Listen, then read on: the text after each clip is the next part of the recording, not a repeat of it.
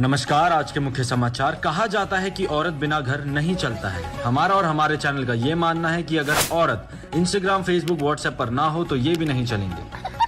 इसी के साथ एक बड़ी रिसर्च से पता चला है कि सिर्फ 10% महिलाएं ही धूप से जलती हैं, बाकी की 90% महिलाएं एक दूसरे से जलती हैं।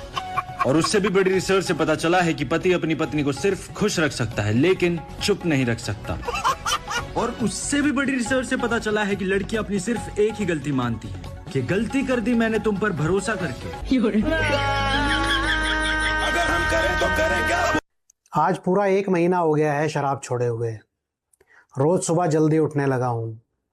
5 किलोमीटर मॉर्निंग वॉक पे जाता हूँ, फिर 20 मिनट योगा करता हूँ।